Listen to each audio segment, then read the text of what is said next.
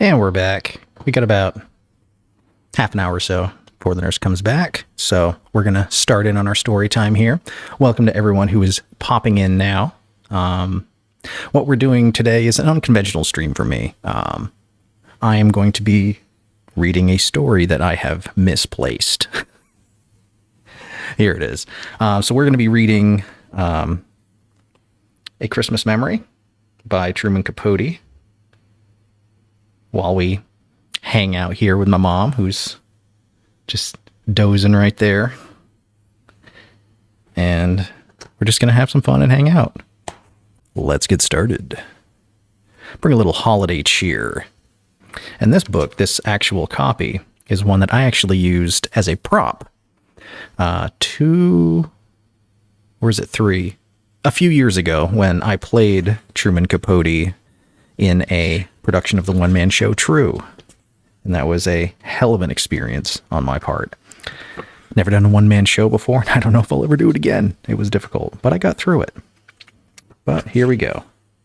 A Christmas Memory by Truman Capote for Catherine Wood. A Christmas Memory. Imagine a morning in late November, a coming of winter morning more than 20 years ago. Consider the kitchen of a spreading old house in a country town. A great black stove is its main feature. But there's also a big round table and a fireplace with 2 rocking chairs placed in front of it. Just today, the fireplace commenced its seasonal roar. A woman with shorn white hair is standing at the kitchen window. She's wearing tennis shoes and a shapeless gray sweater over a summery calico dress. She's small and sprightly, like a bantam hen, but due to a long youthful illness, her shoulders are pitifully hunched. Her face is remarkable, not unlike Lincoln's, craggy like that, and tinted by sun and wind. But it is delicate, too, finely boned, and her eyes are sherry-colored and timid. "Oh my," she exclaims, her breath smoking the window pane. "It's fruitcake weather." The person whom she is speaking is myself. I am 7. She is 60-something. We are cousins, very distant ones, and we have lived together, well, as long as I can remember. Other people inhabit the house, relatives, and though they have power over us and frequently make us cry. This really was a prop of mine, and I can prove it because I have a cheat sheet still taped in it. That's fine. That's fine. Although they have power over us and frequently make us cry, we are not, on the whole, too much aware of them. We are each other's best friend. She calls me Buddy, in memory of a boy who was formerly her best friend. The other Buddy died in the 1880s when she was still a child. She is still a child. "I knew it before I got out of bed," she says, turning away from the window with a purposeful excitement in her eyes. "The courthouse bell sounded so cold and clear. And there were no birds singing. They've gone to warmer country.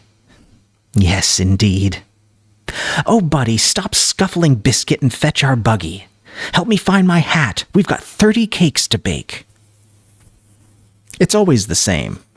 A morning arrives in November, and my friend, as though officially inaugurating the Christmas time of year that exhilarates her imagination and fuels the blaze of her heart, announces, "It's fruitcake weather. Fetch our buggy. Help me find my hat." The hat is found. A straw with velvet roses out of doors has faded. It once belonged to a more fashionable relative. Together, we guide our buggy, a dilapidated baby carriage, out of the garden and into a grove of pecan trees. The buggy is mine, that is, was brought for me when I was born. It's made of wicker, rather unraveled, and the wheels wobble like a drunkard's legs. But it is a faithful object. Springtimes, we take it to the woods and fill it with flowers, herbs, wild fern for our porch pots, In the summer, we pile in with picnic paraphernalia and sugarcane fishing poles and roll it down to the edge of a creek. It has its winter uses too. As a truck for hauling firewood from the yard to the kitchen, as a warm bed for Queenie, our tough little orange and white rat terrier who has survived distemper and 2 rattlesnake bites. Queenie is trotting beside herself now. 3 hours later, we're back in the kitchen, hauling a heaping buggy load of windfall pecans. Our backs hurt from gathering them, and how hard they were to find. The main crop having been shaken off the trees and sold by the orchard's owners, who are not us. Among the concealing leaves, the frosted deceiving grass, crackle, a cheery crunch. Scraps of miniature thunder sound as the shells collapse and the golden mound of sweet oily ivory meat mounds in the milk glass bowl. Queenie begs to taste, and now and again my friend sneaks her a mite, though insisting we deprive ourselves. We mustn't, buddy. If we start, we won't stop. And there's scarcely enough as there is for 30 cakes. The kitchen is growing dark. Dusk turns the window into a mirror. Our reflections mingle with the rising moon as we work by the fireside in the firelight.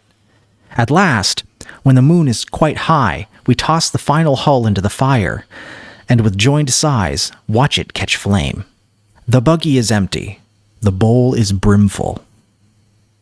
We eat our supper, cold biscuits, bacon, blackberry jam, and discuss tomorrow. Tomorrow, the kind of work I like best begins. Buying.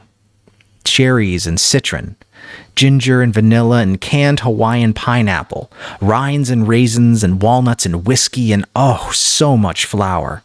Butter, so many eggs, spices, flavorings.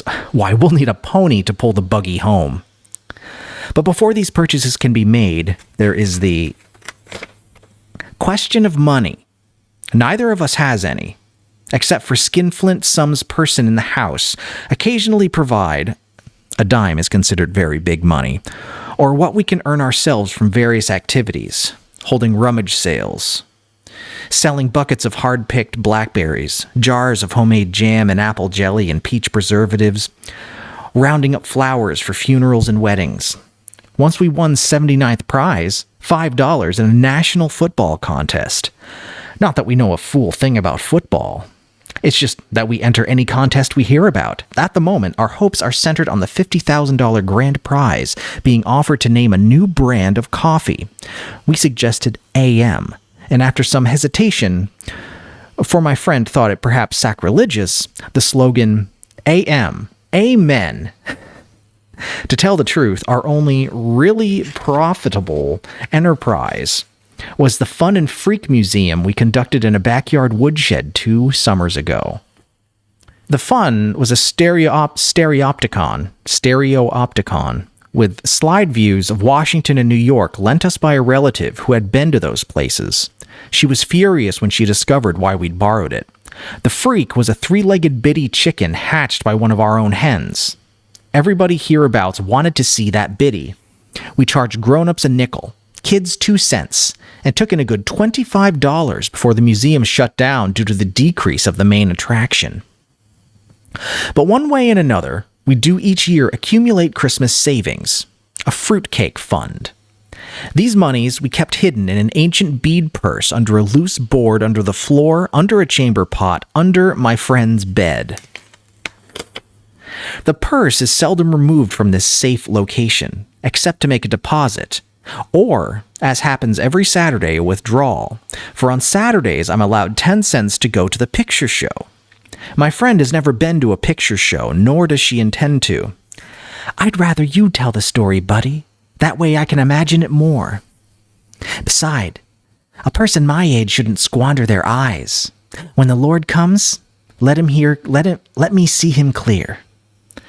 In addition to never having seen a movie, she has never eaten in a restaurant, traveled more than 5 miles from home, received or sent a telegram, read anything except funny papers and the Bible, worn cosmetics, cursed, wished someone harm, told a lie on purpose, let a hungry dog go hungry. Here are a few things she has done, does do. killed with a hoe the biggest rattlesnake ever seen in this county. 16 rattles. Dip snuff, secretly. Tame hummingbirds, just try it. Till they balance on her finger. Tell ghost stories. We both believe in ghosts. So tingling, they'll chill you in July. Talk to herself. Take walks in the rain. Grow the prettiest... What? Japonicas? The prettiest japonicas... whatever. The prettiest things in town. Know the recipe for every sort of old-time Indian cure, including a magical wart remover. Now, with supper finished, we retire to the room in a faraway part of the house where my friend sleeps in a scrap quilt-covered iron bed painted rose pink, her favorite color. Silently, wallowing in the pleasures of conspiracy, we take to the bead purse from its secret place and spill its contents on the scrap quilt. Dollar bills, tightly rolled in green as maybuds, somber 50-cent pieces, heavy enough to weigh a dead man's eyes, lovely dimes, the loveliest coin, the one that really jingles, nickels and quarters worn smooth as creek pebbles, but mostly a hateful heap of bitter-odored pennies. Last summer, others in the house contracted to pay us a penny for every 25 flies we killed. The carnage of August. The flies that flew to heaven. Yet it was not work in which we took pride. And as we sit counting pennies, it is as though we were back tabulating dead flies. Neither of us had a head for figures. We count slowly, lose track, start again. According to her calculations, we have $12.73. According to mine, exactly $13. I hope you're wrong, buddy. We can't mess around with 13. The cakes will fall, or put somebody in the cemetery. Why, I wouldn't dream of getting out of bed on the 13th. This is true. She always spends 13ths in bed. So be it. On the safe side, we subtract a penny and toss it out the window. Of the ingredients that go into our fruitcakes, whiskey is the most expensive, as well as the hardest to obtain. State law forbid its sale, but everyone knows you can buy a bottle for Mr. Ha Ha Jones. And the next day, having completed our more prosaic shopping, we set out for Mr. Ha Ha's business address, a sinful, to quote public opinion, fish fry, and dancing cafe down by the river. We've been there before, and on the same errand, but in previous years our dealings have been with Ha Ha's wife, an iodine-dark Indian woman with brassy peroxided hair and a dead-tired disposition. Actually, we've never laid eyes on her husband, though we've heard that he's an Indian too, a giant with razor scars across his cheek. They call him Ha Ha because he's so gloomy, a man who never laughs. As we approach his cafe, a large log cabin festooned inside and out with chains of garish gay naked light bulbs, and standing by the river's muddy edge under the shade of a river tree, where the moss drifts through the branches like gray mist, our steps slow down. Even Queenie stops prancing and sticks close by. People have been murdered in Ha Ha's cafe. Cut to pieces. Hit on the head.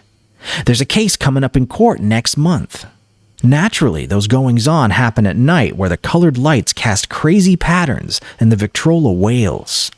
In the daytime, Ha Ha's is shabby and deserted. I knock at the door. Queenie barks. My friend calls. "Mrs. Ha Ha, ma'am? Anyone to home?" Footsteps. The door opens. Our hearts overturn. It's Mr. Ha Ha Jones himself. And he is a giant. He does have scars. He doesn't smile.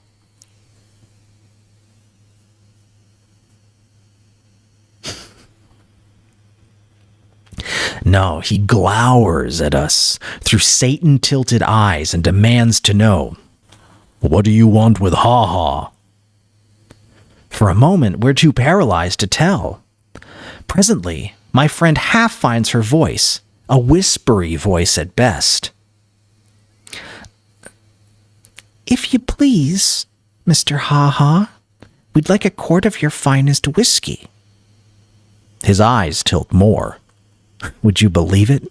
Ha-Ha is smiling, laughing too. "Which one of you is a drinking man?"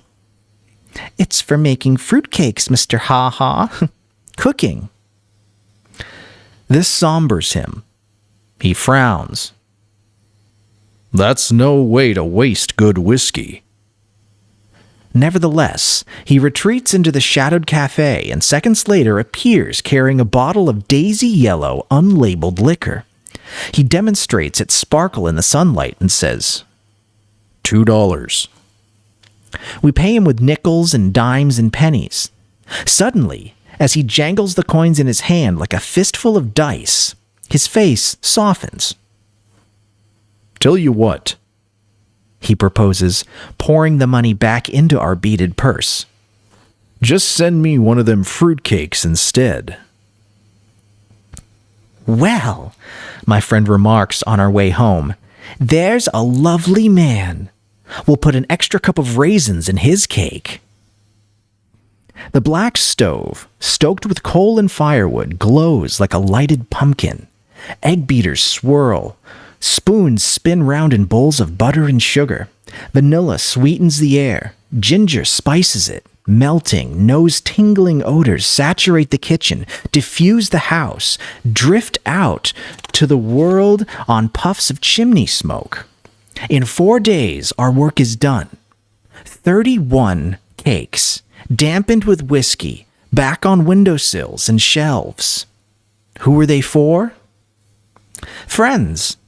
Not necessarily neighbor friends. Indeed, the larger shares intended for persons we've met maybe once, perhaps not at all. People who've struck our fancy, like President Roosevelt, like the Reverend and Mrs. J.C. Lucy, Baptist missionaries to Borneo who lectured here last winter, or the little knife grinder who comes through town twice a year, or Abner Packer, the driver of the 6 o'clock bus from Mobile, who exchanges waves with us every day as he passes in a dust cloud whoosh. Or the young Wistons, a California couple whose car, one afternoon, broke down outside the house and who spent a pleasant hour chatting with us on the porch. Young Mr. Winston snapped our picture, the only one we've ever had taken. It is because my friend is shy with everyone, except strangers, that these strangers and merest acquaintances seem to us our truest friends. I think yes.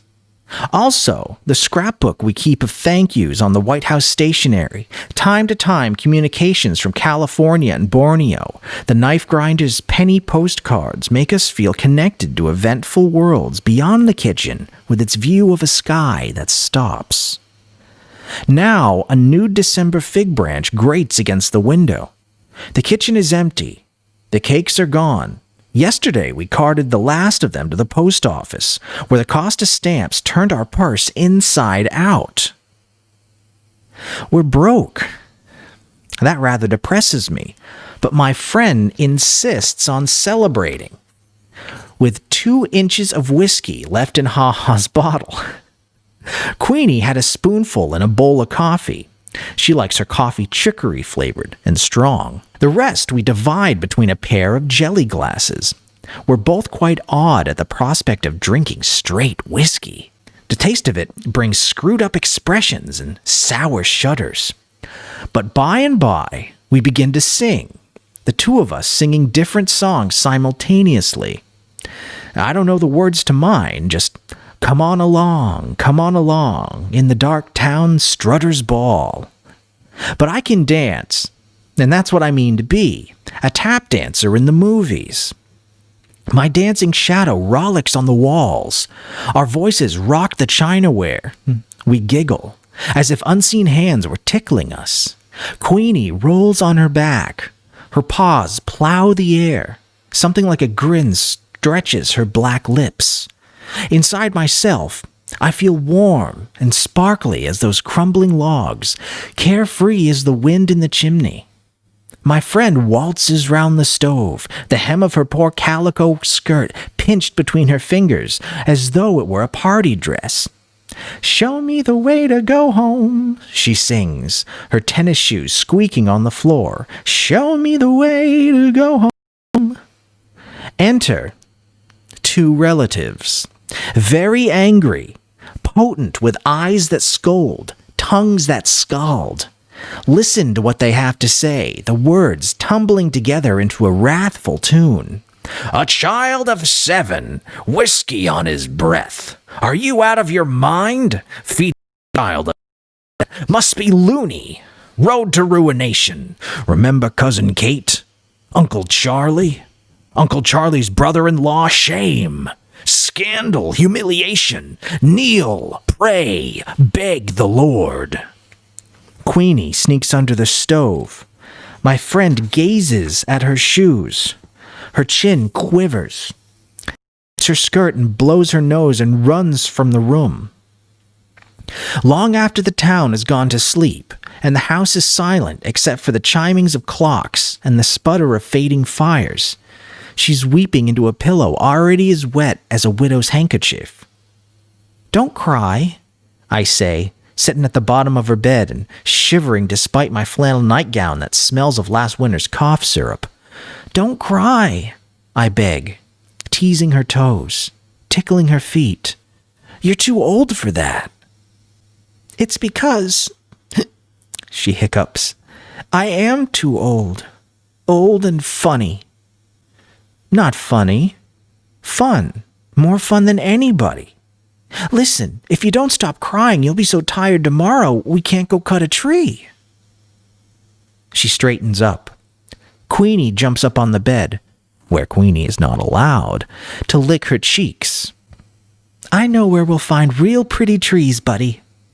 And holly, too. With berries big as your eyes. It's way off in the woods, farther than we've ever been. Papa used to bring us Christmas trees from there. Carry them on his shoulder. Well, that's 50 years ago. Well, now, I can't wait till morning." Morning. Frozen rime lusters the grass. The sun, sound as an orange as hot weather moons, balances on the horizon, burnishes the silvered winter woods. A wild turkey calls. A renegade hog grunts in the undergrowth. Soon, by the edge of knee-deep, rapid-running water, we have to abandon the buggy. Queenie wades the stream first, paddles across, barking complaints at the swiftness of the current, the pneumonia-making coldness of it. We follow, holding our shoes and equipment. Hatchet and burlap sack above our heads. A mile more of chastising thorns, burrs and briars that catch at our clothes, of rusty pine needles brilliant with gaudy fungus and molted feathers. Here, there, a flash, a flutter, an ecstasy of shrilling reminds us that not all the birds have flown south.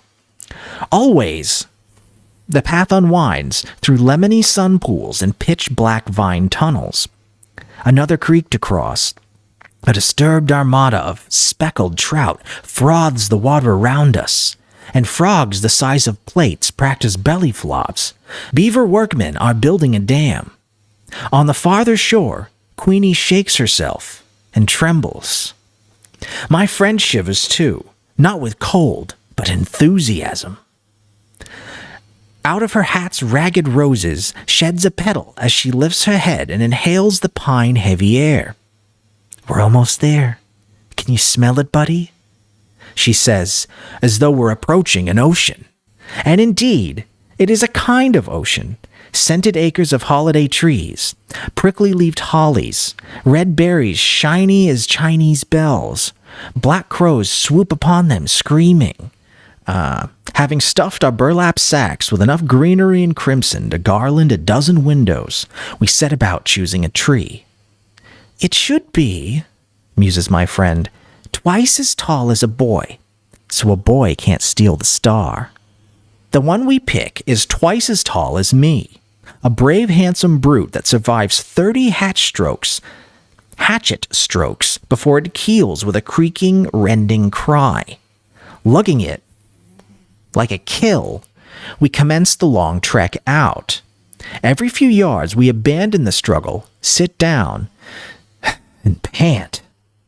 But we have the strength of triumphant huntsmen. That and the tree's virile, icy perfume revive us, goad us on. Many compliments accompany our sunset return along the red clay road to town. But my friend is sly and non-committal when passers-by praise the treasure perched in our buggy. "What a fine tree! And where did it come from?" "Yonder ways," she murmurs vaguely.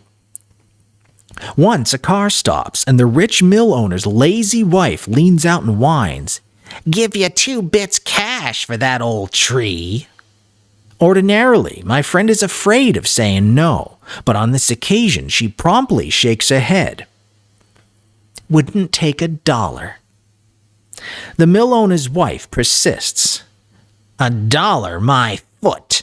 50 cents. That's my last offer. Goodness, woman, you can get another one." In answer, my friend gently reflects. "I doubt it. There's never 2 of anything." Home. Queenie slumps by the fire and sleeps till tomorrow, snoring loud as a human. A trunk in the attic contains a shoebox of ermine tales off the opera cape of a curious lady who once rented a room in the house, coils of frazzled tinsel gone gold with age, 1 silver star, a brief rope of dilapidated, undoubtedly dangerous candy-like light bulbs. Excellent decorations, as far as they go, which isn't far enough. My friend wants our tree to blaze, like a Baptist window, droop with weighty snow of ornaments. But we can't afford the made-in-Japan splendors at the 5 and dime. So we do what we've always done, sit for days at the kitchen table with scissors and crayons and stacks of colored paper. I make sketches and my friend cuts them out. Lots of cats, fish too, because they're easy to draw. Some apples, some watermelons, a few winged angels devised from saved-up sheets of Hershey bar tinfoil. We use safety pins to attach these creations to the tree. As a final touch, we sprinkle the branches with shredded cotton, picked in August for this purpose. My friend, surveying the effects, clasps her hands together. "Now, honest, buddy, doesn't it look good enough to eat?" Queenie tries to eat an angel. After weaving and ribboning holly wreaths for all the front windows, our next project is the fashioning of family gifts. Tie-dye scarves for the ladies. For the men, a home-brewed lemon and licorice and aspirin syrup to be taken at the first symptoms of a cold and after hunting. But when it comes time to make each other's gifts, my friend and I separate to work secretly. I would like to buy her a pearl-handled knife, a radio, a whole pound of chocolate-covered cherries. We tasted some once, and she always swears, "I could live on them, buddy. Lord, yes, I could. And that's not taking his name in vain." Instead, I'm building her a kite. She would like to give me a bicycle. She said so on several occasions.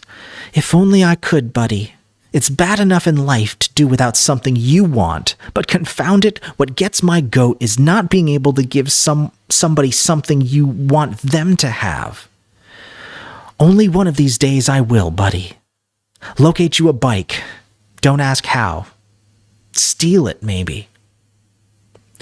Instead, I'm fairly certain that she is building me a kite, the same as last year, and the year before that we exchanged slingshots, all of which is fine by me, for we're champion kite flyers who study the wind like sailors. My friend, more accomplished than I, can get a kite aloft when there isn't enough breeze to carry clouds. Christmas Eve afternoon, we scraped together a nickel and go to the butcher's to buy Queenie's traditional gift, a good gnawable beef bone. The bone, wrapped in funny paper, is placed high in the tree near the silver star. Queenie knows it's there. She squats at the foot of the tree, staring up in a trance of greed. When bedtime arrives, she refuses to budge. Her excitement is equaled by my own. I kick the covers and turn my pillows as though it were a scorching summer's night. Somewhere a rooster crows, falsely, for the sun is still on the other side of the world. "Buddy, are you awake?" It is my friend, calling from her room, which is next to mine, and an instant later she's sitting on my bed holding a candle. "Well, I can't sleep a hoot," she declares. "My mind's jumping like a jackrabbit. Buddy, do you think Mrs. Roosevelt will serve our cake at dinner?" We huddled in the bed, and she squeezes my hand. "I love you." "It seems like your hand used to be so much smaller. I guess I hate to see you grow up. When you're grown up, will we still be friends?" I say always. "But I feel so badly, buddy. I wanted so bad to give you a bike. I tried to sell my Cameo Papa gave me, buddy." She hesitates, as though embarrassed. "I made you another kite." Then I confess that I made her one too, and we laugh. The candle burns too short to hold. Out it goes, exposing the starlight and the stars spinning at the window like a visible caroling that slowly daybreak silences. Possibly we doze, but the beginnings of dawn splash us like cold water. We are up, wide-eyed, and wandering while we wait for the others to waken. Quite deliberately, my friend drops a kettle on the kitchen floor. I tap dance in front of closed doors. One by one, the household emerges, looking as though they'd like to kill us both. But it's Christmas Day, so they can't. Looking like they want to kill us, but it's Christmas, so they can't. First, a gorgeous breakfast, just everything you can imagine, from flapjacks and fried squirrel to hominy grits and honey in the comb, which puts everybody in a good humor except my friend and me. Frankly, we're so impatient to get at the presents we can't eat a mouthful. Well, I'm disappointed. Who wouldn't be? With socks, a Sunday school shirt, some handkerchiefs, a hand-me-down sweater, and a year's subscription to a religious magazine for children, The Little Shepherd. It makes me boil, it really does. My friend had a better haul. A sack of Satsumas. That's her best present. She's proudest, however, of a white wool shawl knitted by her married sister. But she says her favorite gift is the kite I built her. And it is very beautiful, though not as beautiful as the one she made me, which is blue and scattered with gold and green good conduct stars. Moreover, my name is printed on it. Buddy. Buddy, the wind is blowing. The wind is blowing, and nothing will do till we've run to a pasture below the house where Queenie has scooted to bury her bone, and where, a winter hence, Queenie will be buried too. There, plunging through the healthy waist-high grass, we unreel our kites, feel them twitching at the string like skyfish as they swim into the wind. Satisfied, sun-warmed, we sprawl in the grass and peel satsumas and watch our kites cavort. Soon, I forget the socks and hand-me-down sweater. I'm as happy as if we'd already won the $50,000 grand prize in that coffee naming contest. My, how foolish I am, my friend cries, suddenly alert, like a woman remembering too late she had biscuits in the oven. You know what I've always thought? She asks in a tone of discovery, and not smiling at me, but points beyond. I've always thought a body would have to be sick and dying before they saw the Lord. And I imagined that when he came, it would be like looking at the Baptist window. pretty as colored glass, with the sun pouring through. Such a shine you don't know it's getting dark. And it's been a comfort to think that the shine taking away all that spooky feelings. But I'll wager it never happens. I'll wager at the very end a body realizes the Lord has already shown himself, that things as they are. Her hand circles in a gesture that gathers clouds and kites and grass and Queenie pawing earth over her bone. Just what they've always seen was seeing him. As for me, I could leave the world with today in my eyes. This is our last Christmas together.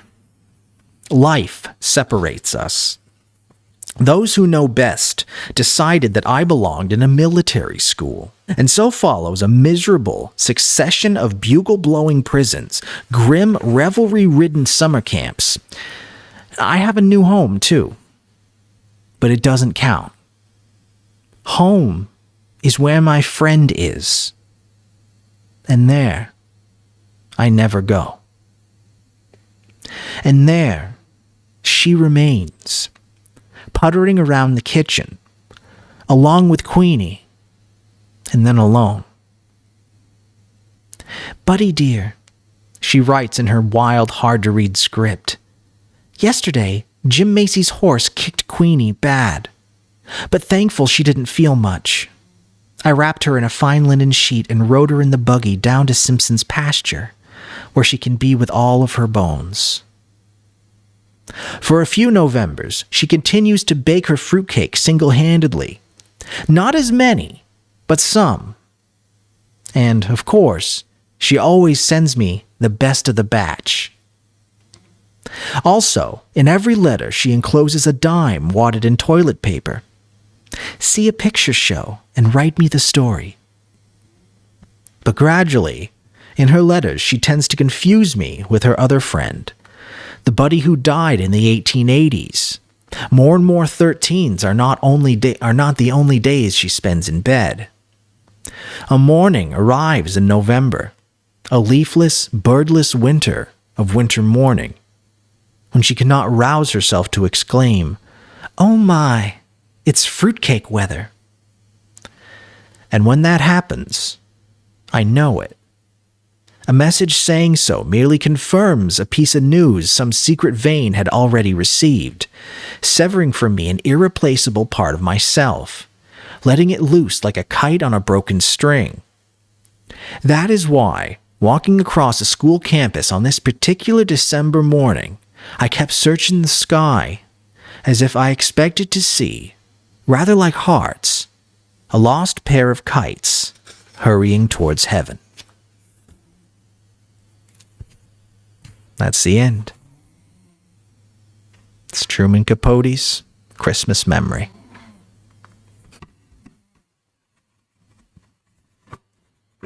It's a shorter story than I thought. I never actually... All right, well, we got another delivery in the time being. Thanks, everyone, for your patience.